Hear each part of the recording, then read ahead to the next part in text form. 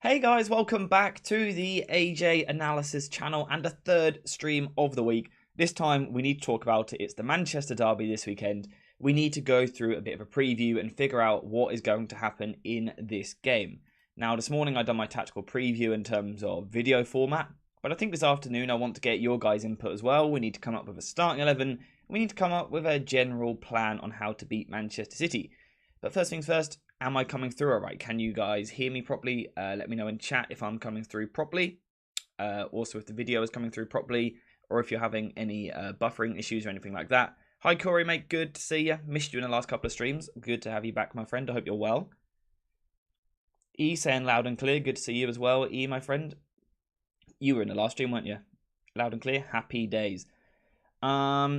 Yeah, one of the main parts of today's stream is going to be figuring out a way to conquer this Manchester City side. I mean, they look pretty good, don't they? Hey, mate, good to see you. Good to see everyone in chat. Drop a little hi and maybe a little score prediction when you first join. Loving the consistency. Yeah, I'm trying to stream on a more regular basis. Might be streaming after this match as well on Sunday. If United win, I'll definitely stream. If it's a draw or a loss, I'll see. But if we win, I will definitely stream after the game. So, yeah, and next week, plenty of streams coming next week as well. Again, hopefully 3 or 4 over the course of the week. So, yeah, there's loads of stream coming to the channel because you guys seem to really be enjoying them. It's a good way to engage and do a different form of content. So, yeah, I'm enjoying it. And it's also a good way to get your opinions on, starting 11s, your immediate reaction to things like the press conference, which Ten Hag's pretty much now about to start, I would assume, so we will be covering that during the stream as well. I'll bring you the latest updates from his press conference. I dare say you guys will do the same as well. But I guess first things first. I'm not sure why this is a bit glitchy here. First things first, let me know your score prediction for this game. Corey in particular, I'm looking forward to hearing yours because I know that you're pretty good with your predictions. I think the score will be the same as it was 12 years ago and 6 days earlier. What was that? Oh no. I believe I know which game that is. I believe I know which game that was. Would you rather see a great performance and a draw or a poor performance and a lucky win? It's got to be the poor performance and a lucky win. Yeah, I would take what we've seen in the last few games. Obviously, it's quite difficult to watch for 90 minutes. But if you offered me right now a scrappy, terrible performance, 1-0 or 2-1, I'm absolutely taking it. I think over the course of the season, you need to see improvements in football, in style, and, progress in that way. But in a game like this, for me, I think United, just 3 points would be absolutely huge because I think the confidence that would give the squad would be bigger than any sort of good performance could actually give. Obviously, if we can combine that with a good performance as well, that would be ideal. Muhammad Ali said, I think it'll be 2-0 for City. E saying a win all day. I think it'll be 1-0 for Man United. I'm going for 2-1 to United. Am I being a little bit biased? Maybe. But I don't know why. I've just got a feeling. Good to see you, Codename. I hope you're well, mate. Good to see you. Corey saying, on a serious note, I think it will be a conclusive 3-1 or 3/4-1 to City. We will beat City and it will help us in confidence boost. It would be massive for this team to beat City. After the kind of the way the other night played out, that last minute win, the Old Trafford crowd, the atmosphere was brilliant, as the Onana penalty save late on. To then carry that into beating Manchester City at Old Trafford as well, I think that would be so big for this squad. Do I think it's likely? I'm genuinely not sure. Part of me is quietly confident. Tactically, I'm not that confident. It's kind of one of those ones where my brain isn't that confident. But when you just get a feeling, that United are going to pull off a random win out of nowhere. That's the vibe I'm getting for this game. Jade saying 1-0 is what I expect. Is that to United, I would hope? City haven't looked as good this season, we have to believe. I believe they're on track. If they lose at the current rate they're losing at in the Premier League, it will be their most ever losses in a league season under Pep Guardiola, or certainly the second most. It's something like that. Don't quote me on it. For us to beat City, everything has to go right. The plan has to be executed perfectly, no mistakes. What did you guys make of the plan which I came up with this morning on video? It was a little bit different. I was trying to throw a curveball in there rather than just saying what everyone else is saying. I wanted to offer something a little bit different, a different solution. So let me know what you guys thought of that. Also, just the edit in general on that video. Scrappy draw, kicked on the backside, we'll say. Also very possible. When we have a boost of confidence, the next time we play a top team, we get slapped. Yeah. Win the EFL Cup, then the 7-0. Good form going into the FA Cup final, concede inside 13 seconds. You would start Hannibal instead of McTominay. Yeah, that's the debate I would make. I think there's definitely a solution there. Obviously, Casemiro as well is also another option. I was just going for perhaps the size defensively of Scott McTominay, but yeah, there's definitely multiple options. I don't think there's any guaranteed right solution. I don't think there is a right lineup as such for this game. I think sometimes we can look at it and go, I would start these 11 players. Without doubt, that would be my starting 11. This is one of those ones where it's a little bit more difficult to call. It's a little bit tougher to predict. I don't think there is a right and wrong. There probably is a wrong, but I'm not sure there's a guaranteed starting 11, which I would 100% go for. I'm really on the fence with a few positions, a few players in certain areas. Muhammad Ali saying the plan is great and the edit was greater. Thank you very much. I'm glad you enjoyed it. Yeah, I tried something a little bit different with the edit and style. I don't think McTominay offers as much defensively as before. I think Hannibal is more aggressive and neater on the ball. He's definitely neater on the ball. Hannibal definitely is pretty decent defensively as well in terms of tenacity. I still think Scott McTominay offers a little bit more than what Hannibal does, but again, there's definitely an argument there. Corey saying I would force Mount to play the Fred role with Amrabat in the 6, with Eriksen or surprisingly Martial in the 10. Martial's another player who I didn't actually really consider too much in my preview this morning, but maybe I should have, because he has played well against Manchester City in the past. Ronaldo saying I wish Mainu could play this game. Yeah, I believe he'll still be with the U team for this weekend. I would never start McTominay. He goes hiding in every game. I would only use him as a sub in an attacking role. I think that's a completely fair point as well. I think I've also caused some confusion on the channel because I said we shouldn't play a McTominay, Amrabat, Fernandes midfield anymore, and then I've suggested it for one more game. But what I should clarify is that the other day on that Eriksen video, what I was talking about is when you want to control a game in possession, you need a second phase midfielder. My kind of idea going into this game is United almost definitely won't control the ball, so we don't need the second phase so much. But of course, again, there's an argument in there. Can Mason Mount play box to box? Well, if he can't, I don't see a place for him in the team. I think there's the option to play him out wide in this game for defensive security, but also a bit of added creativity from wide areas. I think he can play box to box. It would be about getting the right combination with him. Do I think in this particular game, him and Bruno Fernandes box to box would work? Probably not. It's probably a little bit too attacking, but I think there are players you could do it with. Amrabat, Mount and Eriksen would be ideal for this game. There would be a nice blend of technical quality there. I would worry a little bit about the size and physicality. City, whilst they're very technical, they're also a very, very physical side these days. It's weird. I thought that Mount's form was improving before he got dropped. Yeah, I think he was the best player in 2 of the 3 games before he was dropped. I find it a little bit weird. Does Man United right now still need a new midfielder, given we signed Mount, but he do not solve the problem? Yeah, I think Mount addresses certain problems, but I would still be looking for a new midfielder at the club. We are going to see Manchester United on another level on Sunday. Do you mean that in a positive way or a negative way? The only issue with City is Doku and Alvarez. They are both smart and can pass players easy 1 versus 1. That's another area where United will definitely, have to be on it in this game. City are unbelievably good in their 1 versus 1 duels, very technical. Also, very quick these days, very physical. They have pretty much everything you'd want from a football team. There's a reason that, they won the treble last season. They're a very good side. They've also, these days, got that greater ability to be more direct at times as well. We kind of associate Pep Guardiola sides with short tick-attack of football. They are more than capable of bypassing a press by going long over the top to Haaland, getting Alvarez on second balls, things like that. They're very capable of doing that as well, which makes them so scary.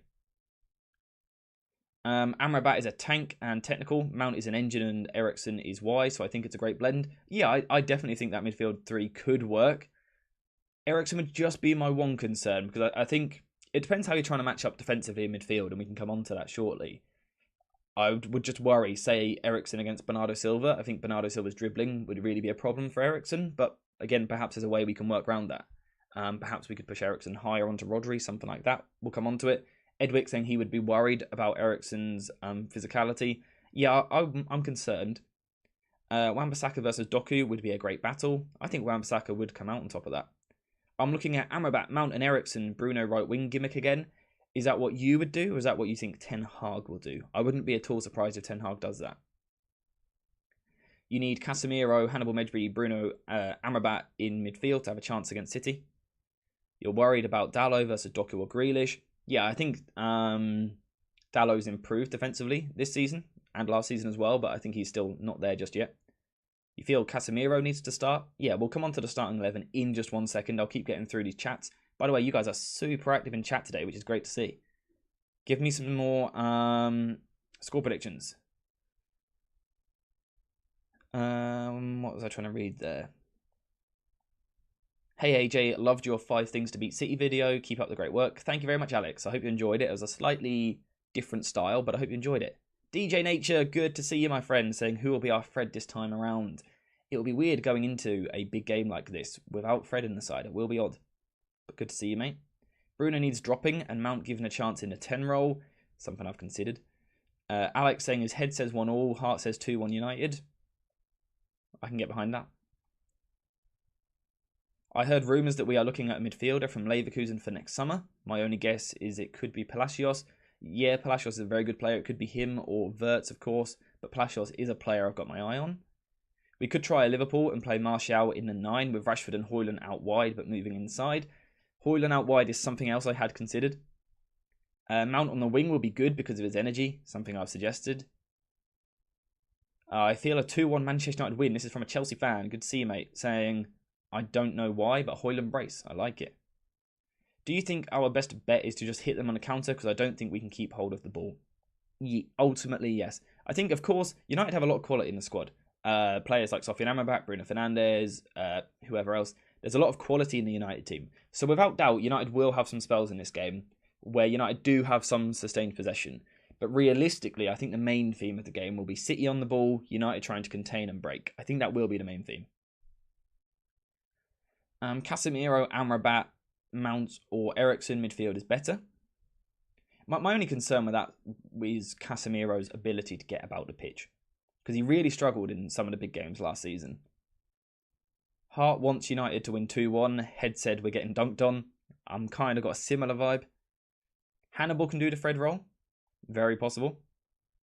Excited for El Clasico. Me too. I will be doing a video on the El Clasico, providing it's a good game and we have a winner either way. I will be doing a video on that.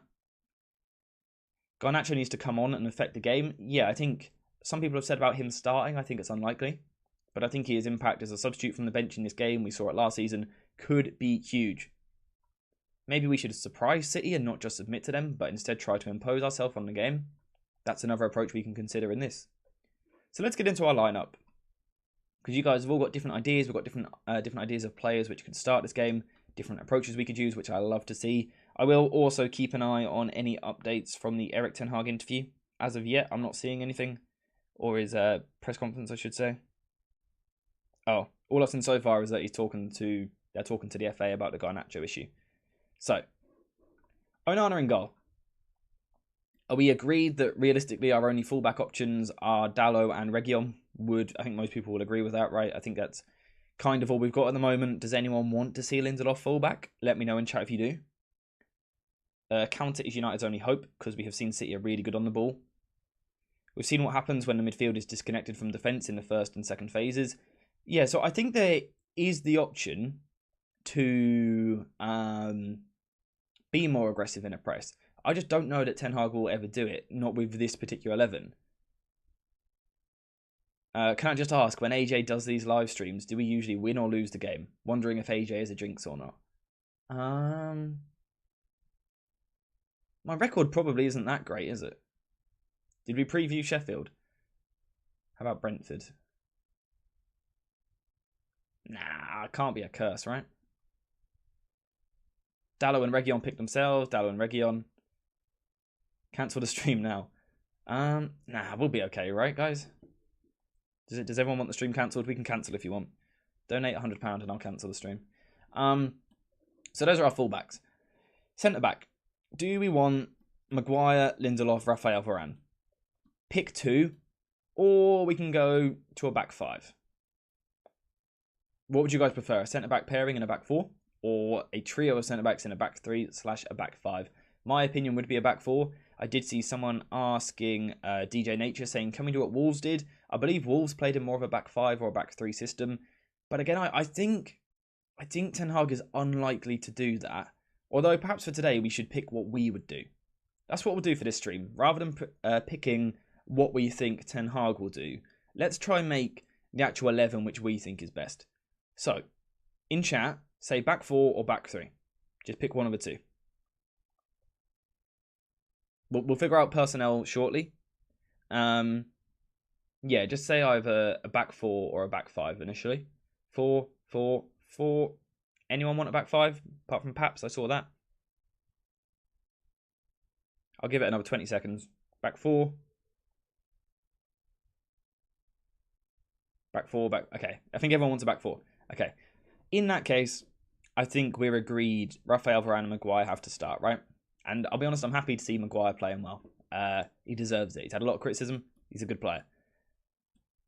4, but double pivot in front. Well, Alex, I like that. It leads us on to the next point quite nicely. Now we need to build a midfield.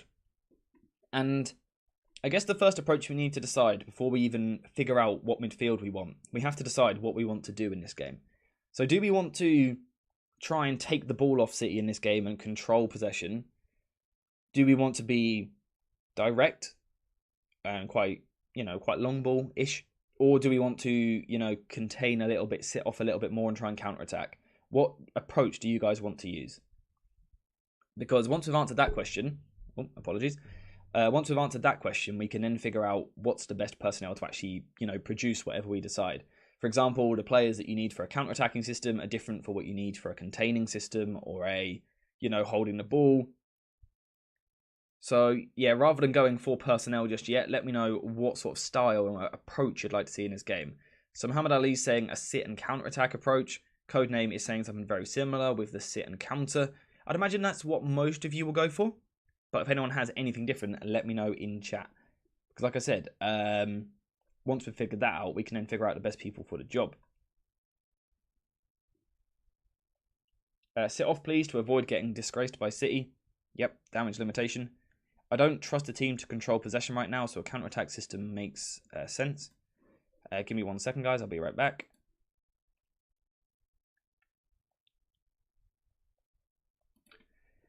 People saying, I think catching them on the break is our only real option. Our players, especially midfield, have no business holding the ball unless Eriksen is playing. I don't trust the team to control possession right now, so a counter-attack system makes sense versus City. Okay. Counter-attack, we can't boss the midfield against City. We hardly control games a whole 45 minutes. Okay. So, we are then, we've decided on the channel, we are going to try and contain City and play on the counter-attack. Now, next question, and sorry, just keep giving you guys a question. Do we want to play in a low block, or do we want to play in a mid block, or do we want to play in a high press? Because again, it will all be different personnel. I would probably advise a mid block.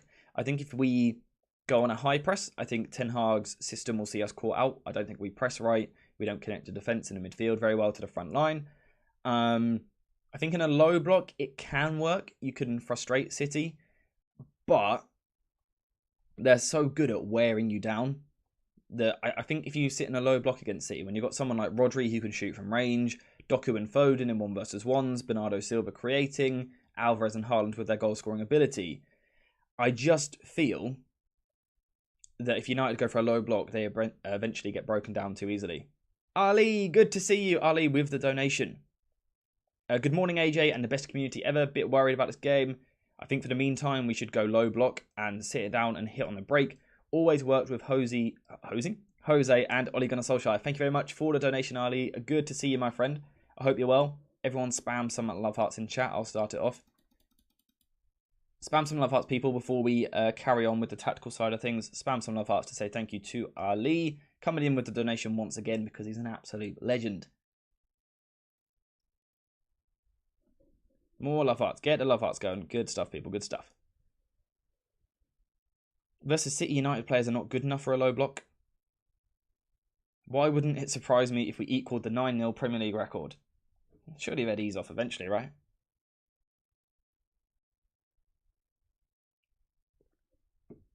Mid-block, Alex is saying if we go too deep, the cyborg will destroy us. I'm going to guess you mean Haaland. Has anyone captained Haaland for FPL this week? No worries, Ali. I knew what you meant. No worries.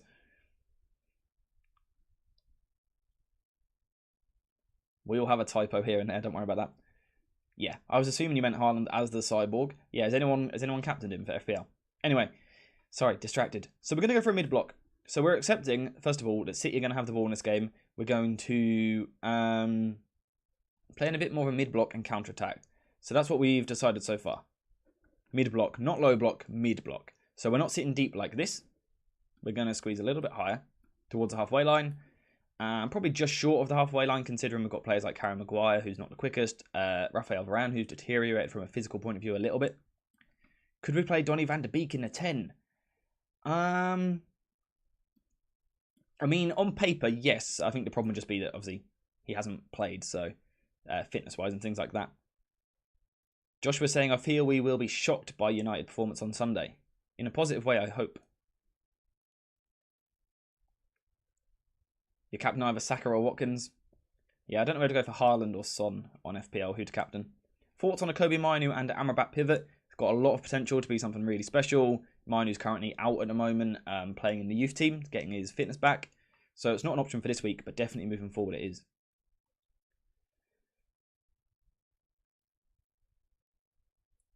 This is the game Onana's ball playing skill will be useful. I think that's a really good point. I think the game we've seen it most useful so far was actually against, Arsenal. So in another big game, hopefully we see it. Hopefully he's got a bit of confidence. I still think we'll see him going along quite a lot, simply because I don't think United have the players here to try and play out from the back too much. But again, we can come on to that shortly. We'll look at the way in which City press and things like that. Anyway, I keep getting distracted. What do we think is our best midfield then for a mid-block shape? Personally, I'm going to take this out of the equation. Sofyan Amrabat is playing. For me, Sofyan Amrabat starts this game because I think he can cover a lot of ground, which United will need. He can be quite physical in his duels. He can be competitive, but also on the ball, he's someone who can keep the ball. He's also going to offer a bit of drive on the counter-attack. So I want Sofyan Amrabat in my midfield. So I guess the question is formation now a little bit. Do we want a diamond? Do we want a 4-2-3-1? Do we want a 4-3-3? Those are probably our main options. This game is too soon for Mainoo. The upcoming games would make sense. Yeah, I wonder if it'll be after the November international break that we see him properly. Maybe in the Carabao Cup next week, if not. Hi, Alex. Good to see you, mate. Hope you're well. Would you prefer Mount as a 10, Bruno box-to-box, and supporting Amrabat? I would like to see Mount. I think Mount needs to be in this team. I think he does. I think Mount needs to be in the starting 11. Would I rather start Dalot or Wan-Bissaka? Wan-Bissaka's the better 1-versus-1 defender, but I believe he's unavailable still. Depends if you trust Casemiro to sit next to Amrabat in a 4-2-3-1. I think the idea of that is if you play Amrabat and Casemiro as a double pivot, Amrabat allows for Casemiro's kind of roaming a little bit more. So obviously in the early weeks, when Casemiro was our deepest midfielder, when he was then pouncing forward, it left us quite open. Whereas if he has Amrabat alongside him, I think the hope could be that Amrabat provides a bit of cover, maybe. Pardon me again. Casemiro better play because this guy's had a whole week off. I don't know what to say about Casemiro. I'm not sure. I think he's a brilliant player. I've said several times on the channel, I think he's one of the best ball-winning midfielders ever. But his form in the season has been torrid. And I don't know if any of you guys have seen his games for Brazil as well. This isn't just a Manchester United and a Ten Hag problem. He's got the same problems for Brazil, where he's diving in too much, he's getting beaten too much, and he's not covering ground. Now, it sounds crazy to play Manchester City and not start Casemiro, because he's Casemiro. He's so good, he's so experienced, he's a leader. But he really isn't playing very well this season. And out of possession at times, it's almost like we're playing with 10 men a little bit. Because he's not covering ground, he's not plugging gaps, he's not scanning when he's defending, he's not kind of aware of his surroundings. He's been awful. I don't want to say it, but he has been awful. So would you guys start Casemiro? Let's do a quick poll on that. Let's get a poll going for Casemiro. Start a poll. Casemiro. Start or bench. There we go. Let me just see if we've heard anything interesting from Erik ten Hag as of just yet. Did that make sense? I'm not sure. As of yet, that's probably better.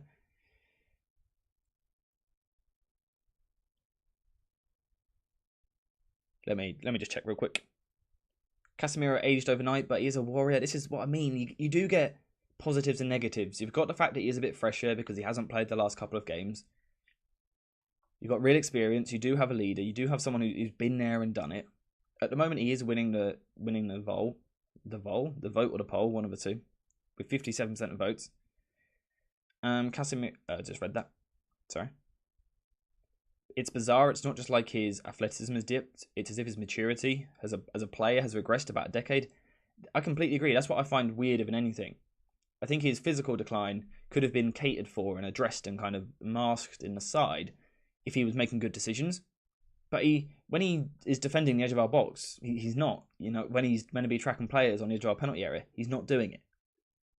And I don't understand it. If Casemiro can be disciplined and stick to the holding role and stick next to Amrabat in a double pivot, then I would take him.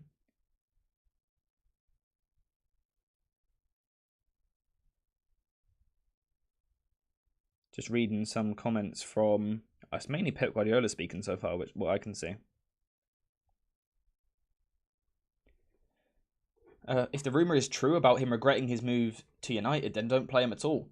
I haven't seen that rumour. I doubt that's true. It's probably just random gossip, right? Okay, so you guys have got 54% at the moment are saying start for Casemiro, but less than half of the people in the stream have voted. So if you're in the stream, just quickly vote. It takes a couple of seconds just to tap your screen. So quickly get a vote in. Ten Hag just said Casemiro is not 100% fit for this game. Has he just said that? Because that could sway the poll massively. That's big information. Let me see if I can find it anyway, to just confirm it. Because if he's not 100% fit, then there's no way he can play this game. Because, you know, he's struggling anyway physically. To then be injured. Okay, so Erik ten Hag confirms that Aaron Wan-Bissaka has returned to training and adds that Casemiro is not 100% fit. Does that change your opinion in the poll, guys? Can you change your vote, or is that not possible? Is Mount fit for the weekend? Yeah, I believe so. Codename saying that if we were to lose this goal by more than 3 games, would that be the trigger for the Glazers to finally sell? I doubt it, just because they're the Glazers. They're very stubborn and very greedy. Can you guys change your opinion? Can you change your vote on the poll, or is it not possible? If so, if you can't, I'll start a new one. Because we're still starting... The poll has still got Casemiro starting, even though we've just heard he's not 100% fit. Okay, if Casemiro isn't fit, then bench it is. Yeah, I don't think you can take a half-fit Casemiro into this game. Not with the fact that he's struggling anyway.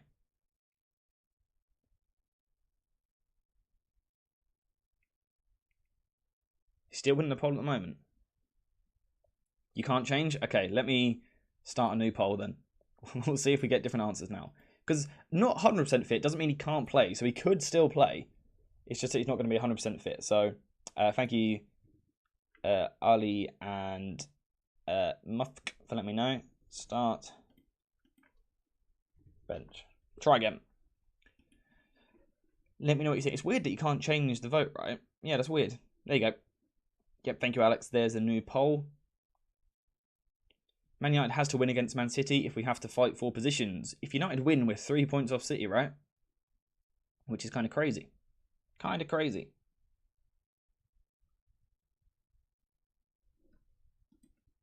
Make sure to vote in the poll, guys. There's about 70 people in here at the moment and about 20 votes. We can run those numbers up. Get voting, get voting. It takes, what, half a second to go. Nice and easy. Get voting. I see you guys. I can see who's not voted, by the way. So make sure you vote. I can see if you haven't. Get voting. Get voting. How have the vote numbers gone down? How does that work? Keep voting. I want at least 35 votes on this before we carry on. There's over 74 people in here. We can get to 35 votes, surely. That's half of you. The thing we need to consider, right, this is going to result in Casemiro being on the bench this poll for sure. Yeah, Muhammad Ali, let them know. I can see who's not voting. I see you guys. Yeah, I'm talking to you. Yeah, I'm talking to you. Vote. It's quite easy. Go on, press vote. Subscribe while you're here as well. And also like the stream. 18 likes. Like the stream. I lied. I can't see who's voted. Thank you for the votes, though. So, Casemiro out of the starting 11, going to the bench because Callum, you're saying your poll isn't working. Yes, that's cap. I'll be honest, I lied. I can't see who's not voted. That was a complete lie. I do apologise. We need to construct now a midfield around Sofyan Amrabat, which doesn't have Casemiro in from the start because he's not 100% fit and you know he's not playing well anyway. Muhammad Ali saying if you like the stream, the Glazers will get out. I can't 100% confirm that, but that is the rumour that I have heard. It is just a rumour, but apparently if you like the stream, it's more likely that the Glazers will leave the club. It's a rumour. Also, if you subscribe as well, I believe that helps. That's what I heard. So, McTominay, Bruno Fernandes, Mason Mount, Christian Eriksen, Hannibal. Now, of course, one of these could play on the wing, or we could play several of them and go for a diamond shape. Who would we go for from this? Now, we need to consider a skill set, right? Because we've decided as a group, as a community, that for this game, the best solution is going to be a mid-block counter-attack. So, we need a skill set of players which are defensively disciplined. Players, no, Kobe Mino is not available for this game, I don't think. There's a chance he'll be on the bench, but I don't see a world where he starts because of injury. So we need players which are defensively disciplined. We need players which physically have the capability to, keep up with a Bernardo Silva, to deal with his dribbling, to turn with him. Someone who can keep up with Julian Alvarez striding forward with the ball. Someone who can get close enough to Rodri to put him under pressure to make sure he isn't completely dominating the game. These are the physical profiles we need to think about. But we also need players who, when we win the ball back, can carry the ball forward because, that's a lot of the time the best way to start a counter-attack is with an initial carry through the first phase. So we need someone who can do that. We also need someone who isn't just going to give the ball away every time they get the ball, but someone who can play forward with the passes, who can maybe create something, who can maybe pop up in the box with a goal. So those are the sorts of profiles we're looking for in our midfield for this game. So the question is, how do we construct that? We've got Sofyan Amrabat. He's going to bring physicality, he's going to bring defensive discipline, and passing and technical ability. We need more of that around him. Who is going to bring that? Now, again, we could put one of these on the wing if we wanted to. Bruno Fernandes, Mason Mount, Hannibal are probably the options. We could play wide on one side. What are you guys saying? Amrabat, Hannibal, Mount with Bruno false 9. Bruno false 9 is something else that I'd wondered about. Not necessarily for this game, but just in general. My only concern with Bruno false 9 is that it limits the runners ahead of him and the passes for him to play. I'm not sure how good he is with his kind of back to play. Not sure.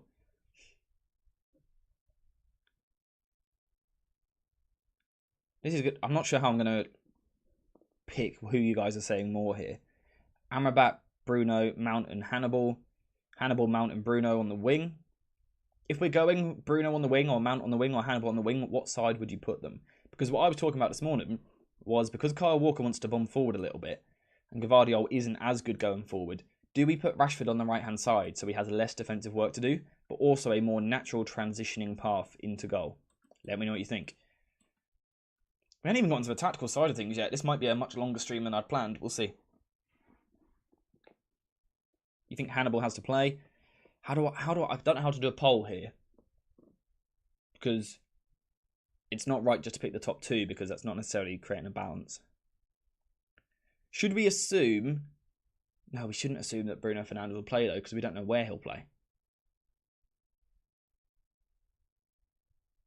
Antony left wing and Rashford right wing. That was the other thing I had considered, Antony kind of tracking Kyle Walker.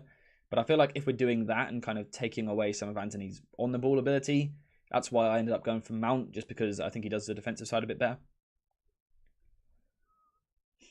I would love to see Rashford on the right wing, but he only wants to play left wing, just like the case when he played as a 9.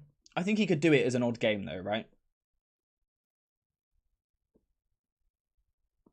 So I think what I'm kind of seeing calls for is, I'm just trying to, again, there's a lot of comments in here. If you want to guarantee that I see your message, you can use a super chat. It guarantees that I see what you're saying. The chat is going quite quick with a lot of different suggestions here. So yeah, use a donation if you want to guarantee that I see your message. If not, I'll try and get through as many as possible. But I can't get through all of them. I think the general idea that I'm seeing here is something like this. Ali, you know that I want to see wingers swapping. You know that I want to see that. E saying pack the midfield with 4, Bruno as a 9, and play split strikers, Amrabat, Mount, and Medri behind him. So more like a diamond. Yeah, because this is the other thing we need to consider, and Corey said it there. Realistically, I think Bruno Fernandes will play. Anthony progresses the ball well, but is useless in the attacking third. So it's a decent way of summing up his form, yeah.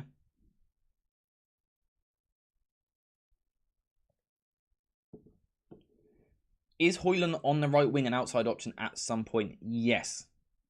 No, he definitely could. Again, it's something which I've considered. I think he definitely could play that role. I don't think we'll see it like a long-term solution where he regularly plays there, but I think this season we could see it done. We could see it done. Is Ten Hag having an affair with Bruno? I'm not going to speak on that personally. Casemiro will play with Amrabat. I thought so too, but we've had the news that Casemiro is not 100% fit. Ten Hag has confirmed that, so we've decided that he probably won't start. Is this the midfield we want to go with? If so, does it mean that you want... I'm being blind. Oh, no, I'm not. I'm just being stupid, not blind. Here we go. So are you saying that you want this starting 11?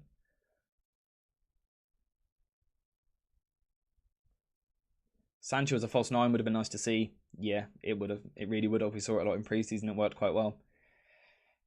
Didn't go so well after that, though, did it? No McTominay. Who would you bring in then? Would you do Eriksen for McTominay? The problem is then physically. Do you think Anthony could work as a left mid? We talk about his good defensive work and ball progression. Yeah, I think there's potential for it to work. Definitely. It's obviously it's difficult to say too much because we haven't really seen it happening, but I think it's possible. So you'd go Hannibal over McTominay.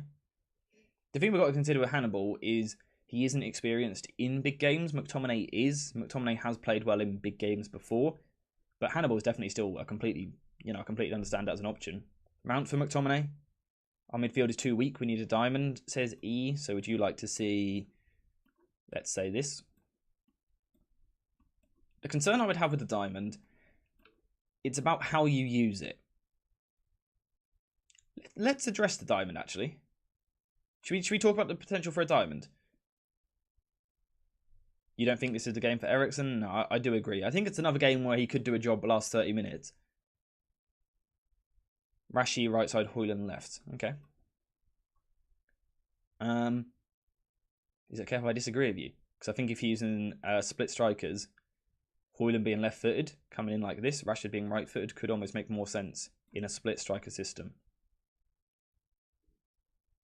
No, I don't want to see a diamond because how will you deal with Doku and Foden? Well, let's get onto it real quick. We'll look at a few different systems and figure out what the best one is to use. We're going to go with this starting 11 because it gives us 4 really good central players who can play in different positions, so we can change this to a 4-3-3, a 4-2-3-1 as options. So we'll go with this starting 11. I agree with it personally. We'll figure out a few different systems. We'll start with a diamond. Now, of course, we aren't going for a man-to-man press here, or certainly not an aggressive man-to-man press, because we've already said we want to play in a mid-block. So, what if we switched the way that you defend in a diamond? So, City on goal kicks, you're going to let them play out from the back, okay? Because we're going to let him do that because he's... because City are good on the ball. We don't want to get baited by that press, so we're going to let them have it.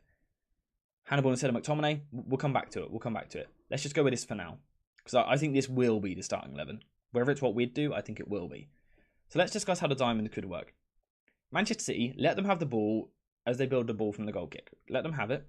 And what we're then going to see is, I think, obviously we can't guarantee this because Guardiola always springs a surprise of some description, but I think we will see John Stones eventually, as the ball gets moved forward, step into midfield like this, right? I think we can agree that's quite likely, if he plays, that it will be this shape, and that City will build possession with a back three, a two in midfield, then this line of four, and Haaland up front. Essentially, though, it's a box midfield with Stones, Rodri, Bernardo Silva, and Julian Alvarez. Now, could we use a piston press?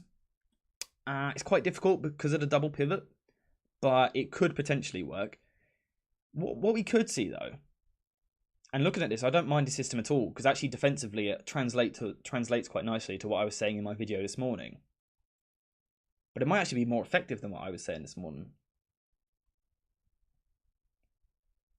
What if we go diamond defensively, but actually it's a diamond, but we're going to take the diamond and just twist it, right? What if we go, Amrabat's going to pick up Julian Alvarez. We're going to go, McTominay drops in on Bernardo Silva, Fernandes on Rodri, and Mount like this. It's really narrow, it's really compact. But then if we just have Højlund and Rashford split, again, it's quite similar to the system which I had in my video this morning, but we've swapped Mount into a more central position, which naturally makes more sense.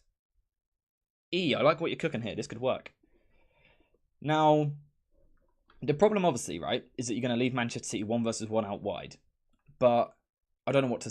Like, you guys are asking about how do we deal with that? How do we deal with that? You almost don't. They're that good, and Manchester United aren't. We can't find a system here where no matter what system we go with, the fullbacks will be 1 versus 1, without doubt. It's going to happen. It's about trying to stop the ball getting there too regularly.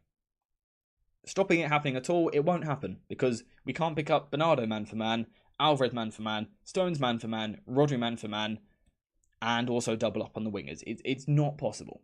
What we can do, though, is, like I've said, try and stop the ball going there in the first place. So can you go aggressive on Gvardiol as he gets the ball and steps left?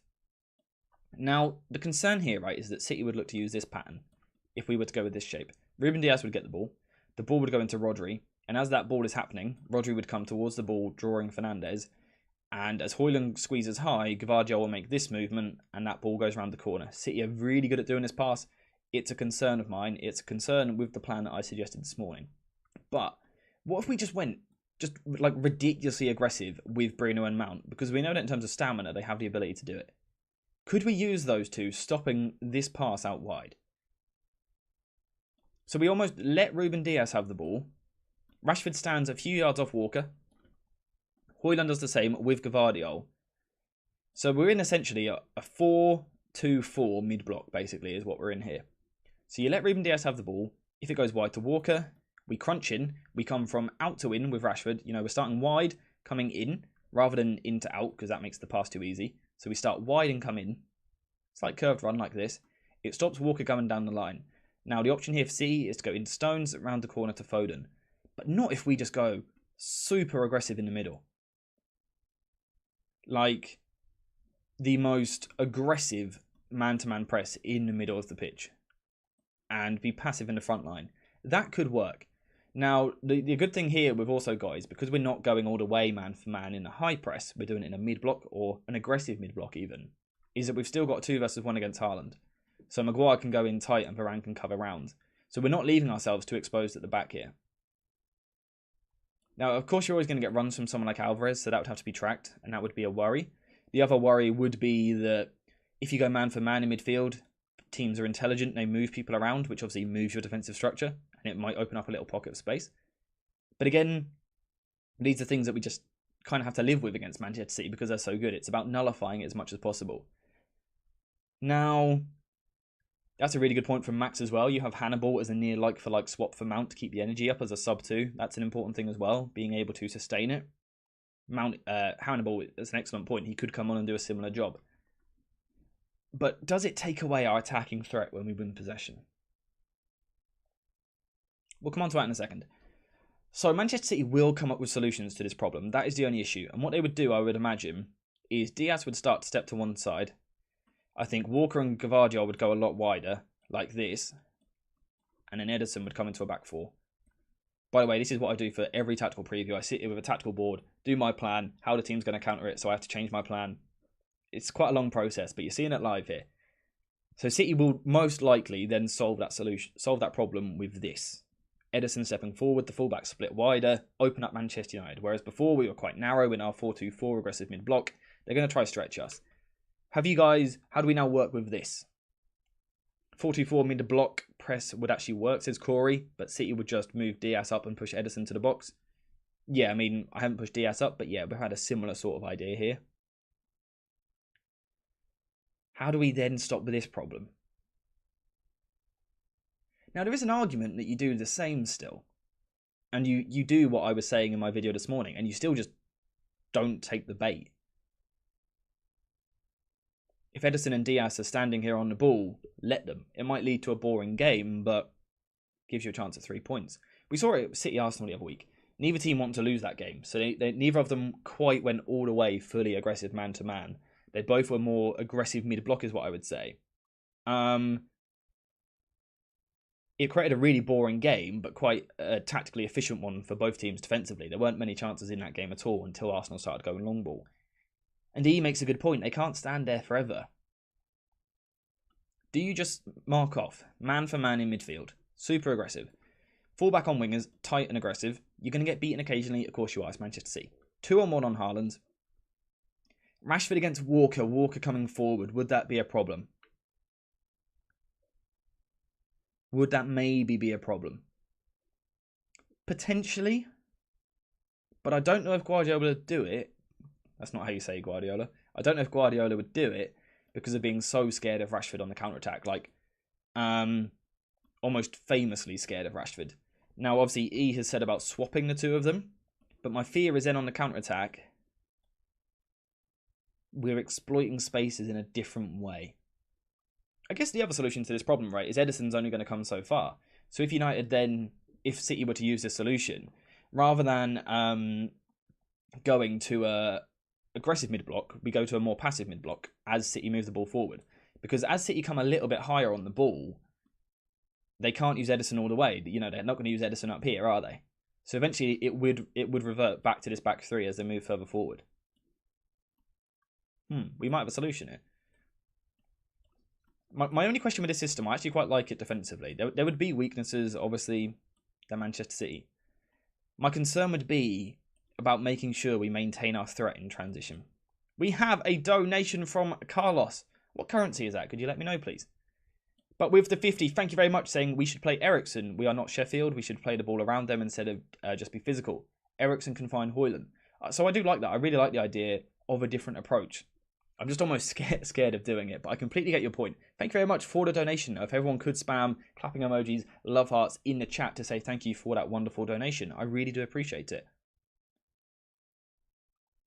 We should play Eriksen. We are not Sheffield.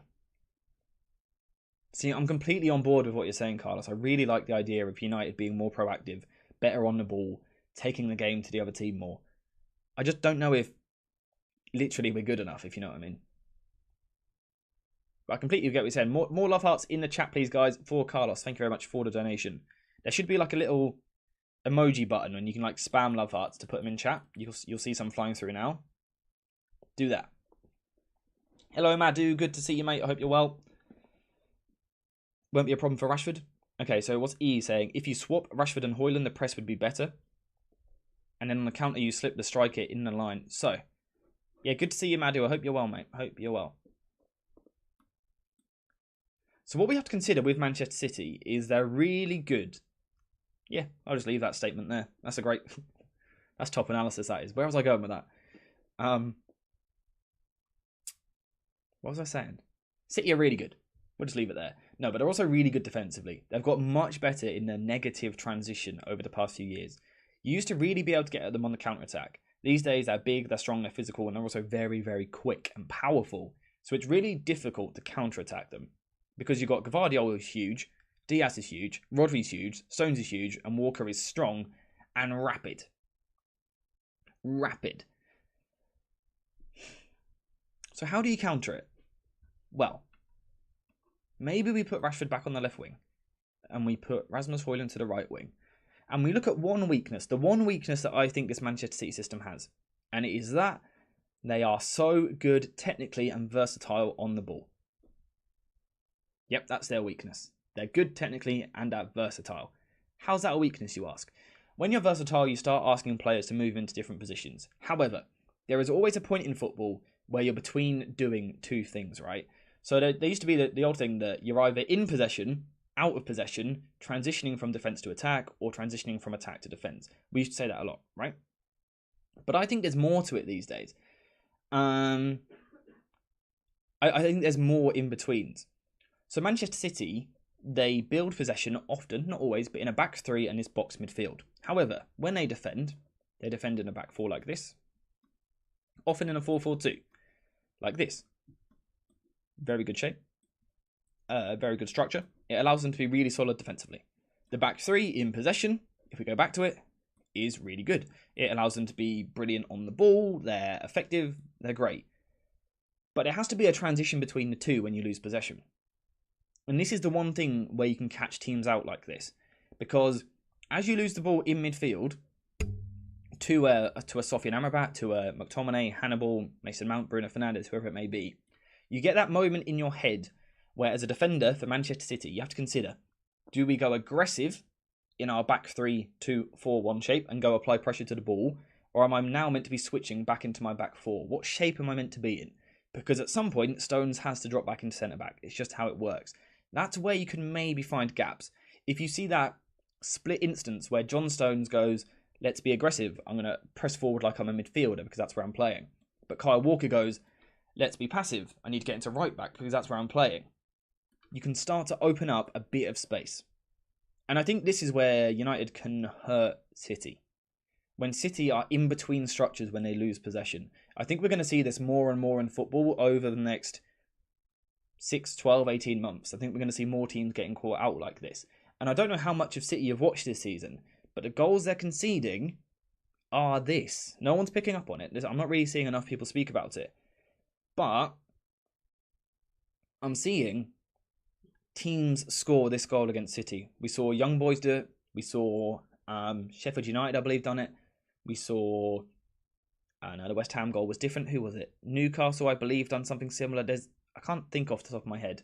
But there's a few teams which have used this. When City are almost between structures, does Rashford, left wing, coming inside, now really open something up? Particularly if we can win the ball here with Bruno Fernandes through passing into this space. Rashford coming from out to in. That could be a weapon. RB Leipzig was another one where, yeah, I think we saw a similar sort of goal. If United want to be aggressive, they should go for it with full energy rather than their disjointed press. I completely agree. City could play with Ederson and Diaz forever because tiki-taka is all about patience to draw players out. Spot on, but that's why my main thing in my video this morning was don't take the bait. We saw City and Arsenal do it a few weeks ago. They both set the bait and both of them went, I'm not taking the bait. You can stand there on the ball if you want and we're going to create a really boring match for the fans, but I'm not going to expose myself defensively. United could do something similar if the players are smart enough to execute it. Are they? I'm not too sure. But I definitely think, to go back to the point, which was asked about 15 minutes ago, I definitely think the 4-4-2 diamond can work if you transition it into more of a 4-2-4 mid-block shape off the ball. I think that could definitely work. For me, this is the best idea of approach to stop Manchester City. It's very similar to what I said in my preview this morning. I think it's the rough shape which United should go for defensively. Some sort of version of this. It doesn't have to be literally this, but some sort of version in my opinion. I don't want to see Rasmus Højlund alone just chasing people. I don't think it works.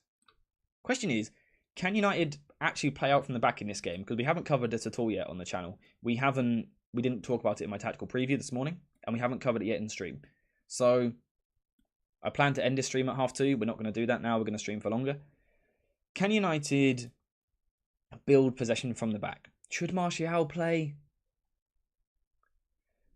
I think there's definitely an argument for Martial playing. I don't think it works in this sort of split striker system. I don't think it works in this particular system, but it definitely could work in a different system. But yeah, do you think United can play the ball out from the back in this game?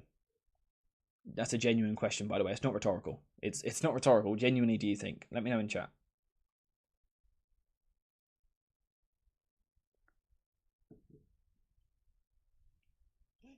Do you think it works playing the ball out from the back? it can work. United have some good players. It's about finding a way for it to work. Like, how does it work? Is a diamond the approach for United in this game? It might be. It might be the approach because it could allow you to get Bruno Fernandes back in this left spot. So hear me out. So we start in a diamond, like this is our diamond shape. We're going to see Manchester City will often press in a 4-4-2 sort of structure. So Alvarez will often join the front two like this. And basically, as the ball goes one way, the fast striker will do this, press across and force you to play one side. So that's the idea. But they're going to be in a 4-4-2. So we're going to move Rodri up alongside Bernardo Silva like so. And we're going to put Manchester City in their back four. They're really aggressive in the way that they press City. It's not constantly man-to-man, but they're always there or thereabouts applying pressure to the ball. It would work if Lisandro Martinez wasn't injured. Very good point.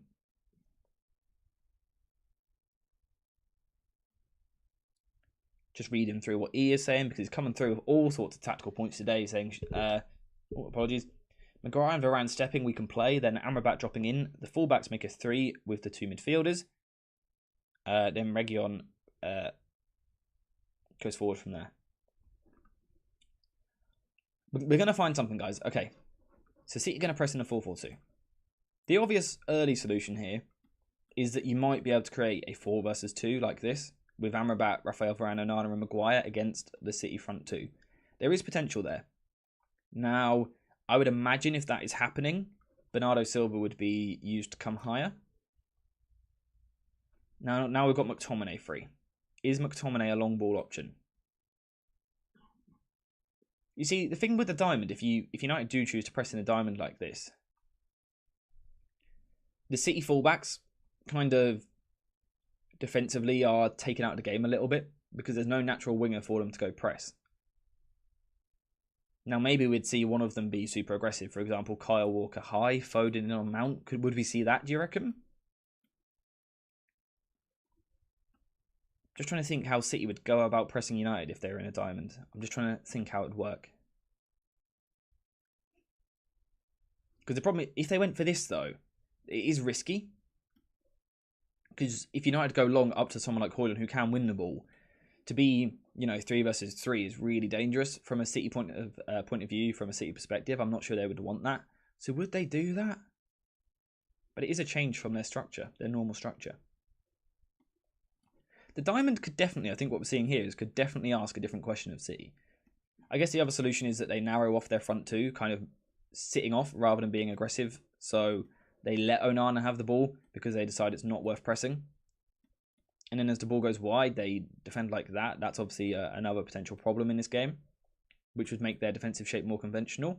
I wonder, though, if a diamond allows you to get Bruno Fernandes in these pockets. What do you guys think in chat? I've seen E saying a lot, but what do you guys think as well? Let's get some other people involved. What do we make about Bruno Fernandes?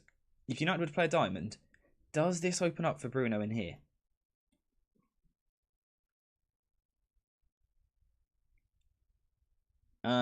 Can Maguire and Amrabat at centre-back and a double pivot of Mainu and Mount/McTominay work? I'd have to look into it, really. I mean, Mainu won't be playing this game because he's still out, because he's not kind of got the minutes back in his legs yet, but for the future, it's something I'd have to look into. We need to play Todd Bowley's 4-4-3 to win. Yeah, it's not a bad shout. I'll be the 12th man if you want. Why not? Help me out here, guys. Do we think Bruno dropping in like this can work or not really? By the way, we've sustained like 60 viewers constantly today, which is really, really impressive, considering there's some big people about streaming today. Drop a like on the stream if you're enjoying it, because I think we're having a good time here. I'm just waiting for the chat to refresh.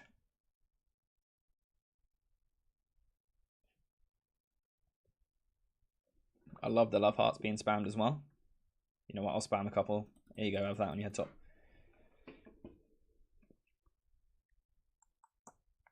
You can see my brain's trying to work here, right? I'm trying to figure out if this works, because this isn't a side of the game that I've approached too much going into it, because I think City will have the ball. But I think it's important that we address it still, because United will have spells on in possession on the ball. The other option you could do with this shape is Mason Mount is your first, Amrabat, sorry, is your first phase player. FP, good to see you, mate. Good to see you. By the way, guys, if we can hit 40 likes, 35 likes on this stream, I reckon United will win. I believe that. Hope you're good, FP, mate. Hope you're well. Could we see Mason Mount drops in as the second phase midfielder? Mason Mount drops in. Now can we find him?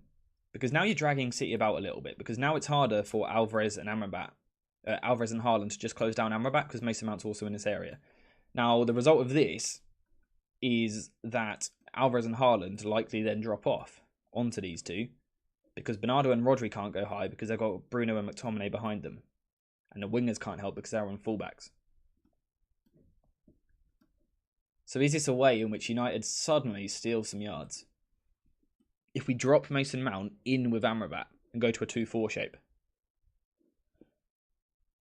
And we're almost in a reverse 4-2-2 here. I mean, even if you wanted to, you could then move McTominay and Fernandes wider to really ask that question of Bernardo and Rodri. Because do they really want to leave this gap in here? Is that something they actually want to do? I think if United use the diamond in the right way, which switches to a 2-2 at times, I think there's potential. I have a fear that after City press us a few times early on, we'll end up attempting long balls and not really holding any possession. Yep, there's definitely potential for that in this game. I think Ten Hag will just attempt ask the team to press high. He emphasised the fact that United won the ball more than any team in the final third during his presser. Walker could press high on Reguilon with Foden coming inside. Then Bernardo onto McTominay and Rodri on Fernandes. Let me just... I was at the other structure before I moved it. I do apologise. I do wonder if City would connect a fullback at this point. Like you've said there, squeeze one high and move one across and go back to this sort of structure.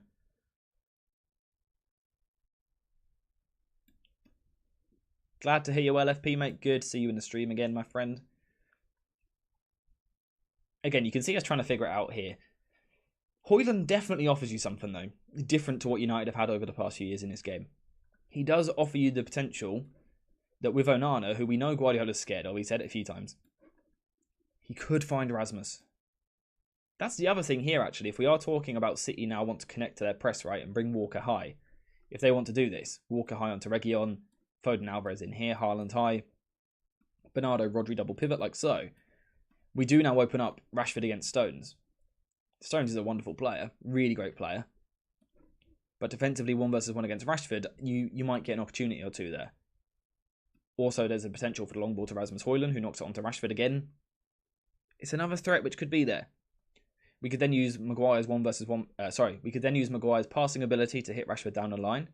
1 versus... Yeah, exactly what I'm saying. We could see it from Onana. We could see it from Maguire playing this sort of ball.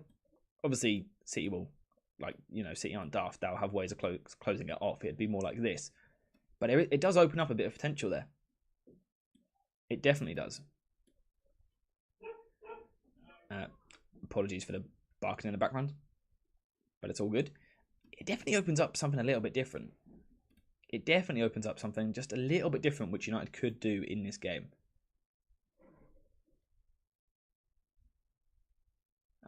Just trying to read through chat again. Wonder if the Ajax way could be viable versus City. Hannibal Mejbri needs to play with Amrabat. McTominay will make you worse. Do you think Maguire is better on the right or left? I think he's better on the left, but mainly because that's where he's always played, or certainly is where he mainly played for United and England.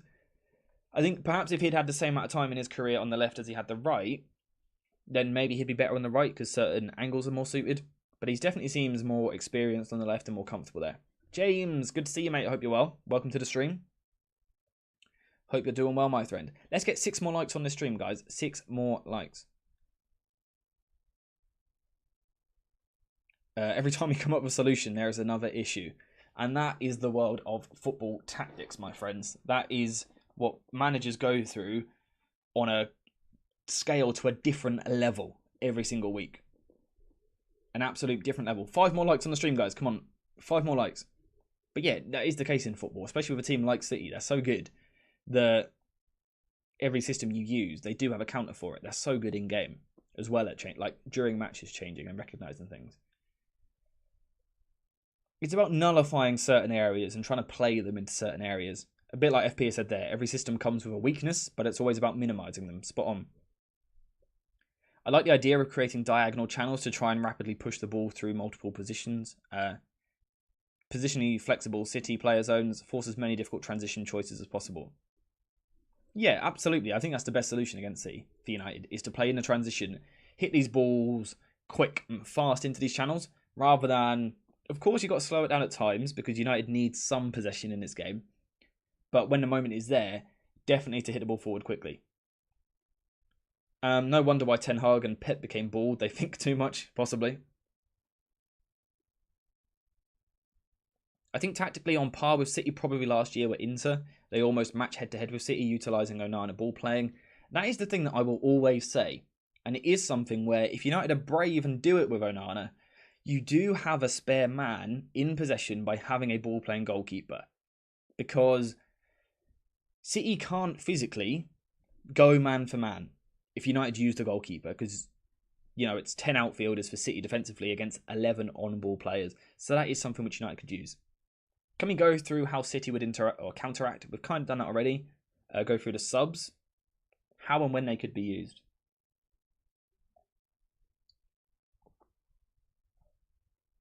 In terms of from City, the obvious substitute would be Grealish. For Doku, a bit more ball retention. Do they have a different right wing solutions? The other solution for City actually is that they use greater ball carriers in the middle. If they bring on a Kovacic, if he's fit, Matheus Nunes, ball carriers who kind of break things in the middle of the park, that's definitely a problem for United. In terms of United making subs, Garnacho would be a big one. His energy, his fresh legs, his dribbling ability up against tiring Manchester City defenders could be huge in this game. Antony is another one who could maybe do something on a counter-attack. Again, we know he's good defensively. Could Antony do this? Let's just take Rashford off, for example. Could Antony, if City are in their shape, building possession, like so. Let's say City building possession. Is Antony the sort of player who, naturally being left-footed, can look for some sort of ball in here or in here for a runner? If we went almost more 4-2-3-1. On a counter-attack, Antony comes inside, opens up left foot, bends something in for Rashford. That's a sub we could see later on. Yeah, Matheus Nunes would be a big problem if he comes on in this game because he's such a good ball carrier in the middle. And you know what I always say, a ball carrier breaks systems. So that would be a concern. Yeah, City do have a great bench. City have a brilliant bench. A couple of you saying about Dalot against Doku. Yeah, it's a concern that I would also have going into this game. Going to be a difficult matchup, I think. But I think Dalot's improved recently. And I think as long as he can delay Doku as much as possible, rather than necessarily crunch. I think on the halfway line he needs to be aggressive and go in up here. But I think when the ball's in these positions, I think it's more about containing rather than going in and, breaking him. I think it's more about sitting off a little bit, buying time to get your Amrabat in beside you and things like that. Obviously, the work rate of the midfielders is going to have to be incredible. And I think a major thing that United need to consider, just checking I'm not blocking this, is cutbacks. United are terrible at dealing with this. I can see a situation where Doku gets past Dalot, gets into this position, goes 1-1 against Rafael Varane. He moves into here. Haaland runs across here. Maguire follows him. And Julian Alvarez just sneaks in here where United are terrible. Very possible. Very, very possible.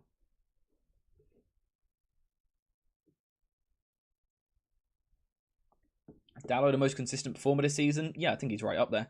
I don't think either of the fullbacks, him or Reguilon, were great against Copenhagen.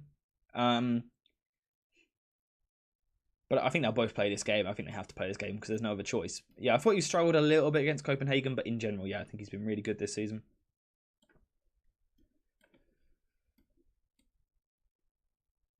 Rafael Varane would be up there for most consistent as well. Obviously, he had his injury problems. I thought he was really good against Copenhagen. He makes defenders alongside him better. I think he has his moments where you can see physically he isn't quite there, and also, this is a very difficult team to defend in because it's so out of position a lot of the time. But I think in terms of box defenders, he's up there with the very best in the world. I do believe that if a ball is out wide and coming into the box, you want Varane fighting for you. But yeah, I think he's another player who will be important in this game, his experience. Every time the opponent goes to the byline and cut back, they look like they're going to score 9 times out of 10. Yeah, we've covered already this season why that is happening and that it's a major problem. Hopefully, though, if we're in more of a mid-block rather than a high press, we should see less of it. Hopefully, we can reduce the chances of it. Do you know what the annoying thing is, right? We're not going to go in depth on this just because we all have lives to live. But as much as we've just come up with a plan for City, which I think works quite nicely, a mixture between a 4-2-3-1, a 4-4-2 diamond, and a 4-2-2, is City are so capable of just switching their structure completely, dropping John Stones back in deeper, dropping Bernardo Silva deeper. Pardon me. I'm good. Going to a 2-4 shape like this, moving Foden and Doku into the half spaces, pushing the fullbacks around higher, and it just asks a completely different question. And that's why it's so difficult to play against City. Because suddenly now United in this line here have 4 players compared to City's 6. It's so dangerous. But Reguilon can't go tight to Foden because then Walker's going to go around. City are so good that they can just change shape in game. They're that good. That's why it will be difficult. The main battle is in midfield. Yeah, I completely agree. I think it always is against City. I think if Harry plays his socks off, he justifies start for the rest of the season. Yeah, I think as long as he's in form, he will. I think he's earned the spot as starter until Lisandro Martinez comes back.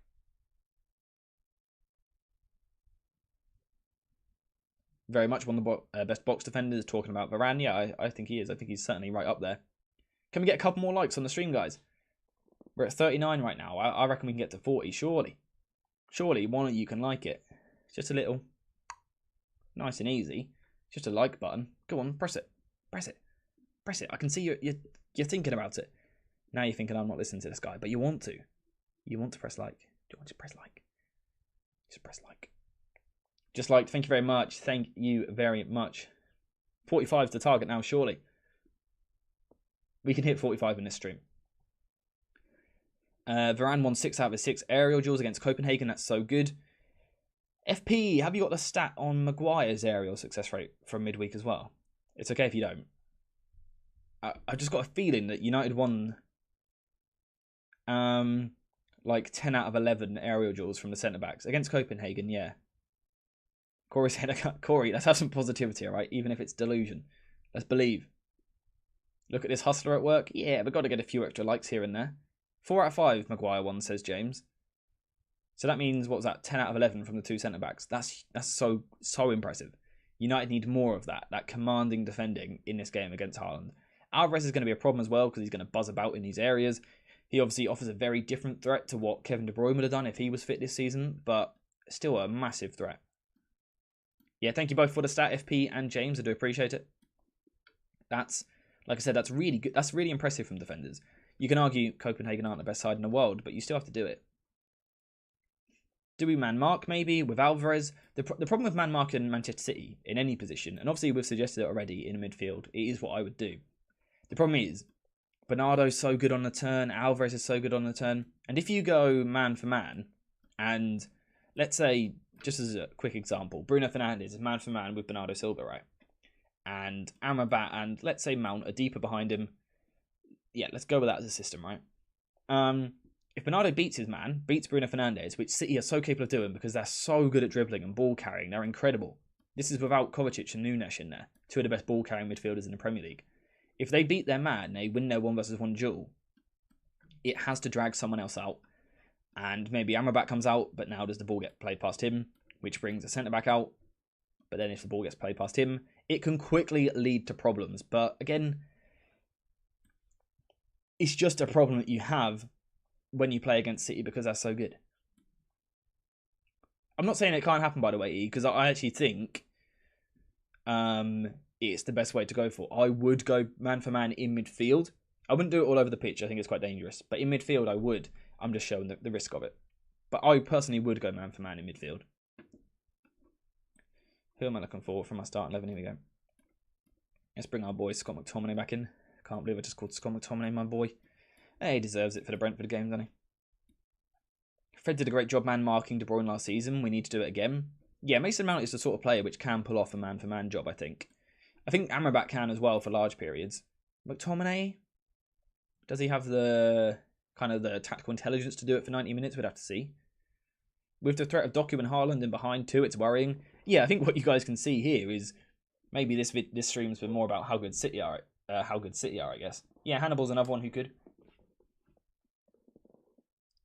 Do you think the fullback should overlap the forwards? Then you have a 5 and push Scott back to cover them. Diamond formation.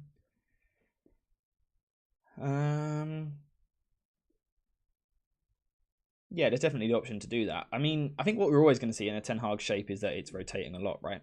It's always going to rotate because it's what Ten Hag does.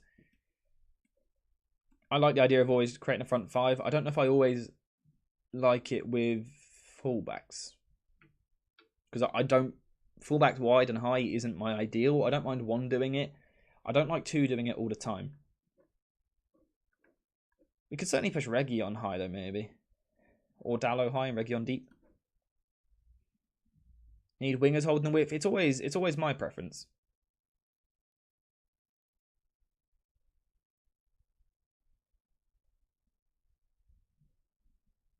AJ, to be honest, mate, which team do you see can really go head-to-head, both possession and tactical-wise? With City, you mean? Arsenal can go toe-to-toe with the City side, absolutely. We saw it the other week. Liverpool can because they've got so much quality, tactical quality as well. There's teams that can do it. United can do it in this game. United can go toe-to-toe, absolutely. By the way, United can win this. I think we've shown already there's areas where we can hurt City. This open zone that they're going to create is there all day long. I think if United can execute right, United can win this game. I think United will win 2-1. That's my prediction. Is that a good way to wrap up stream? Oh, we've hit 45 likes as well, by the way, guys. Thank you very much. Can we hit 50? Probably not. If you hit 50, I will...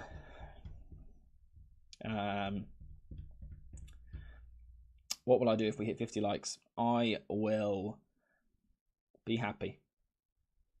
Surely 5 of you want that, right? 5 likes on stream for me to be happy. Eat my iconic hat. I will never eat that hat. How dare you? Undress. Okay, relax. Someone liked as you said that as well, which is a bit odd. I will not undress. The hat can come off. It can't. Look at the state of it. It can't. I'm never eating hat. I'm not going to sue either, Codename, mate. We're only 3 likes away, by the way, guys. Sing United chants. I tell you what, if we get 3 likes, if we get to 50 likes, we will do a quiz. Because someone asked for a quiz the other day. I think it was Ali was asking for a quiz at the end of the stream. I forgot to make one, but I found one. It's a Manchester United trivia quiz, if anyone's interested. I'll jump. There we go, just done it.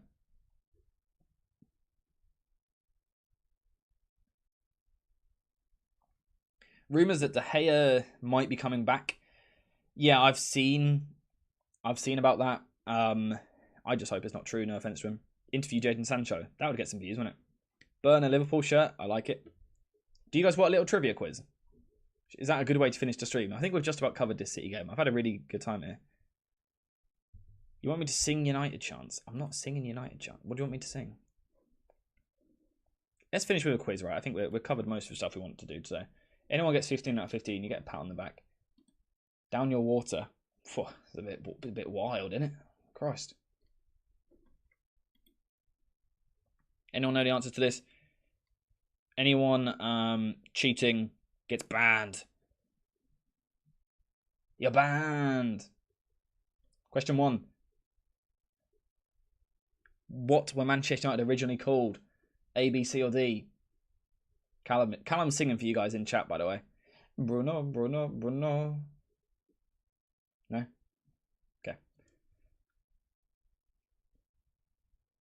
No way De Gea's coming back here, I hope not. Everyone going B? I don't know if we can check if this is right, by the way. He goes left, he goes right. I can't sing the next part. Bruno. Cricket World Cup, India versus England. Who will win, bro? I know nothing about cricket, but I'm English, so I'm going to say England. All right, next one.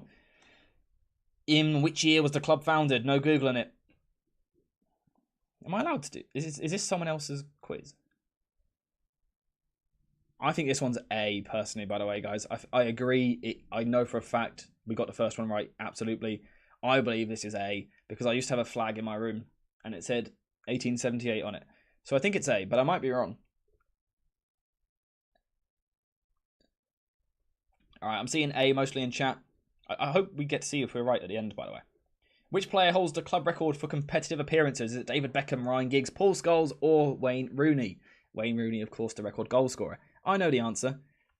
Do you guys know the answer? I know the answer to this one. And the next one as well. Everyone's going Giggs. Yeah, good stuff.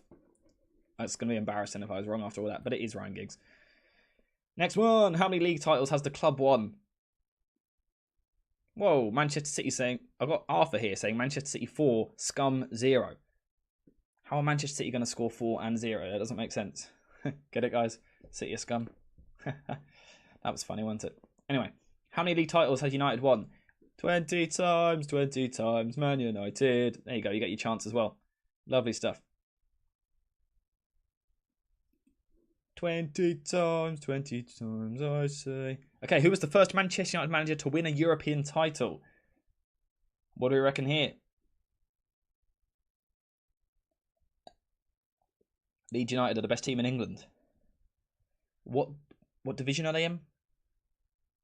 I'm kidding, Arthur, mate. I hope you're well. Hope you're good. Ladies and gentlemen, what do we think the answer is to this one? Who was the first Manchester United manager to win a European title? Don't ask a Statman to do such quizzes. Sir Alex Ferguson, Sir Matt Busby, Ron Atkinson, or Tommy Doherty?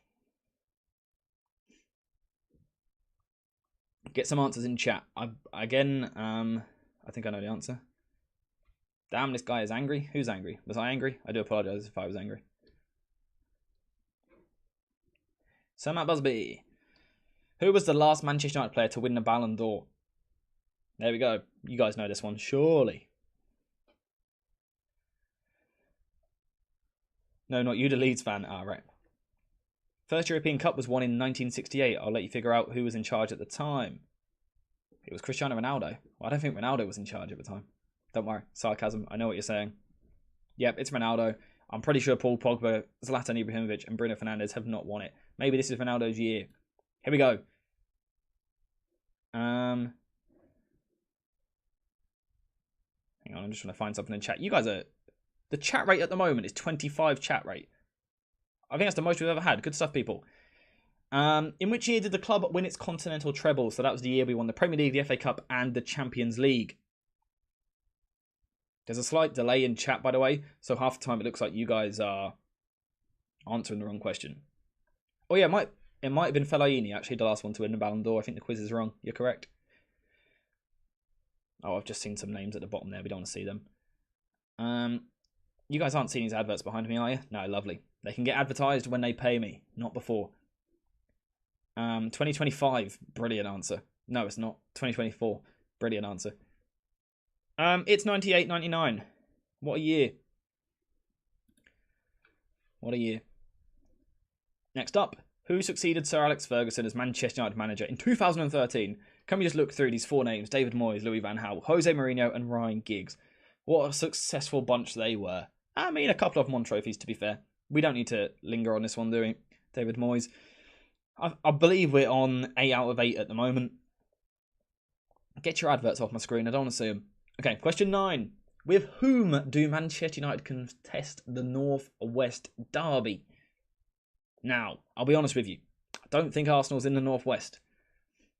4 trophies amongst them. Yeah, what was Mourinho? 3 of them. Van Gaal 1 of them. Moise. Give it Moise.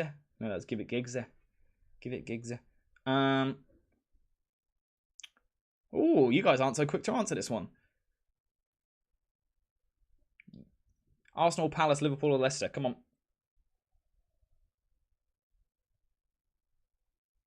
These questions are way too easy. Yeah, I'm going to try and make a quiz for next time. Okay, yeah, you're not lying. Look at this question. Let's skip that. Okay, this one. Who knows this one? I'm going to make a quiz next time. Who was Sir Alex Ferguson's first ever Manchester United signing? Yeah, I know this one. I don't know why I know this one, but I've seen it somewhere. I do know it. Is that an advert on my screen? Get out of here.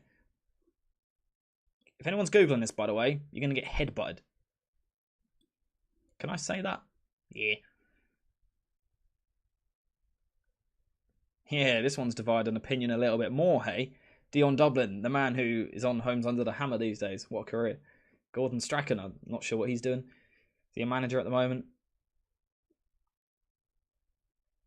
So I've got D. Phil Jones. He might have been, actually. C. Oh, ladies and gentlemen, I think you're wrong. I might be wrong here, but I think it's Viv Anderson. I'm quite confident it is. We'll go for it. We'll see if we get the answers at the end. I'm not sure if we do. From which club did Manchester United sign Eric Cantona? Where's the angry man gone? Come back. Where are you? Yeah, we stole him from you, mate. There's a clue if you guys have been paying attention in chat to the answer to question 12. I'm going to come up with a custom one of these every week for you guys. It's going to be more difficult than this, I swear. Someone sing the lead song. We all hate lead scum. No? Okay. Apologies, it won't happen again. Bit cringy, eh? Leeds.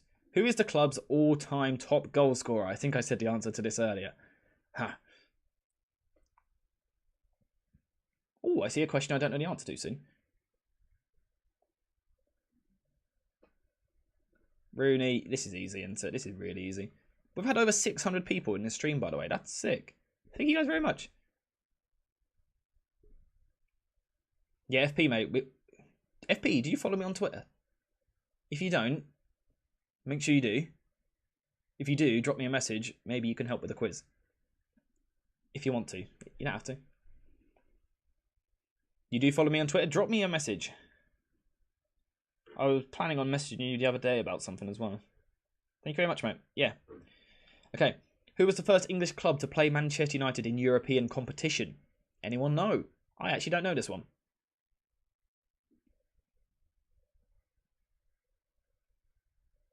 Leg. Am I dyslexic? What do you mean leg? Blackburn Rovers? Blackburn was my guess. I would guess Blackburn for this, but I don't know the answer to this one. Go on, James. Hit me with the answer. Go Google it. Don't Google it. If you follow me on Twitter, by the way, guys, DM me and say hi.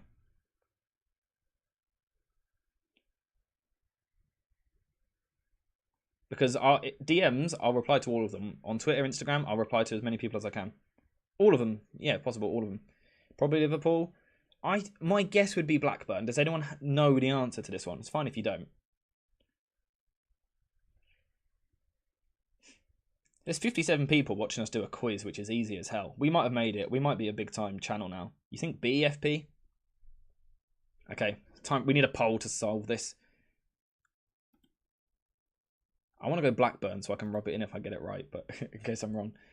I'm typing out A, B, C, or D. I cannot be bothered to type out the words. A, B, C, D. Bosh. Go. That doesn't even make sense, but there's your poll. Pick one. This is literally gonna go for like 30, 40 seconds. I think it's Blackburn. I don't know the answer. Get in the poll.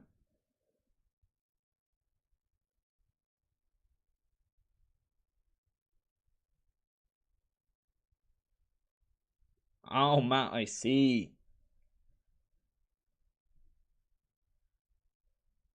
Liverpool winning the vote? Liverpool are winning the vote at the moment. I just realised, by the way, I've just said I replied to everyone on Twitter and I can see a message from the 10th of May, which I haven't replied to. That's a bit bad. I do apologise if you're in stream, my friend. I'm going to reply to you after this. I do apologise for that. DM me on Twitter, guys, or Instagram, and I will make sure to respond to you. Okay, so at the moment, we've got 38% of people, 33% of people are saying to go for A.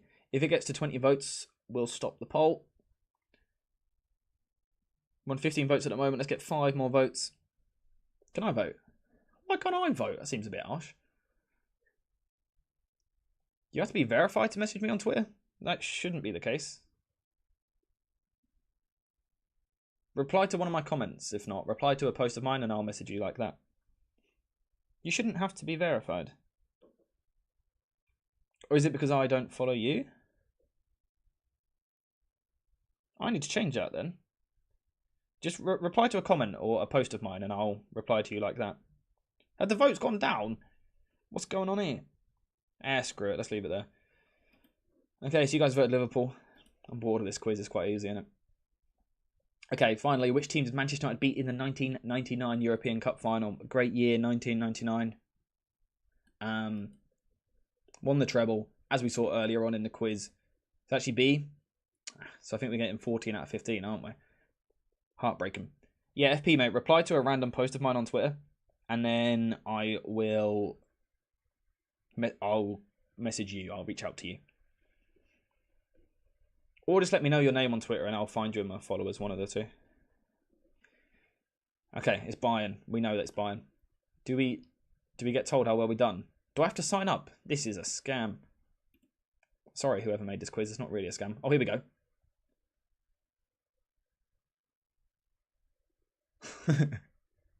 I'm not doing that. I think we got 14 out of 15. I think we got 14 out of 15. Good job on the quiz, guys. I think Ten Hag would be proud of us.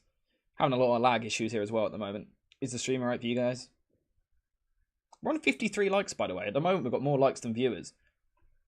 Look at us shining. Has anyone got anything else they want to talk about today? I'm pretty much done with the stream, I'll be honest. We've covered everything that I personally want to cover. Oh, you can see me ruining the green screen there. We've spoken about City. We will surpass United stands soon. Yeah, give it a couple of weeks, I reckon. One day. That's the aim. The aim here, by the way, on this channel is to become the biggest, the best football channel. The biggest, the best. We're going to do it. And you guys are here from early. We're not even on 20k yet, and you guys are here supporting. So I'll remember you guys when we're on 15 million subscribers. We'll be there. What did everyone get on the quiz? I got 14 out of 15. No, yeah, so I said Blackburn, didn't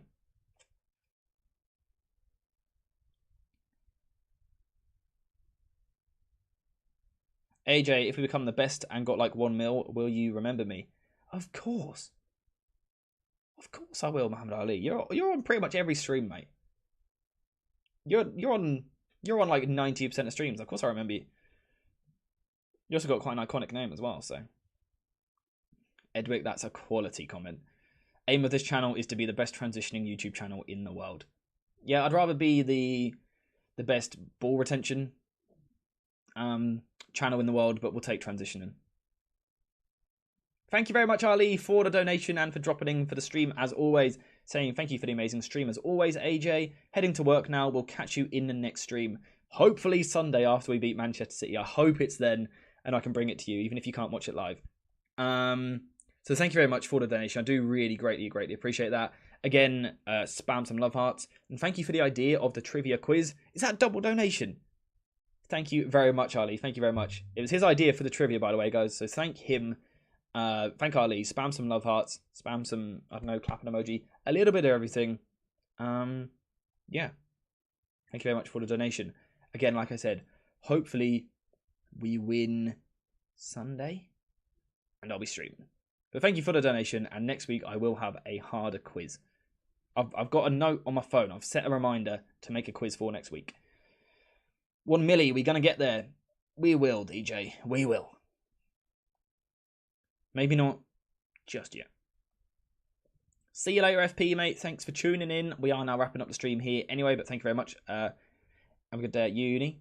Good to see you, my friend, though. I hope you're well. Thank you for the help, as always. Get in touch on Twitter. Like I said, reply to one of my posts or tell me your name on Twitter, and I'll make sure to message you. We just need to hit City on the counter instead of trying to retain the ball. Feels like a good way to summarise. Yep. Don't know if you've seen the whole stream, but if you haven't, you can go back and watch this. I also uploaded a preview this morning with a little bit of a different editing style. So if you missed it, make sure to go check it out. But apart from that, thank you guys for watching. Thank you to everyone who's tuned in. Thank you to those of you which have been quietly watching in the background, not really saying anything. I appreciate you a lot. Thank you to everyone who liked the stream. We've hit 54 likes, which is right up there with the best we've done. Thank you to everyone who has voted in the poll. Thank you for everyone who participated in the quiz. Thank you to everyone who asks questions, gave your opinions, and especially Ali for the donations. And who else made a donation? Who was the other person who made a donation? I need to remember. I need to say thank you. 1 second. Carlos. Thank you very much to Carlos as well for the donation, as well as Ali. Both absolute legends. I do greatly, greatly appreciate it. FP messaged me on Twitter at some point. But apart from that, thank you guys for watching. I hope you have enjoyed this stream. My laptop is crashing. My laptop is now crashing, which seems like a good way to end the stream. So thank you very much for watching. I hope you have enjoyed it. And as always, I'll see you in the next one. Come on, United.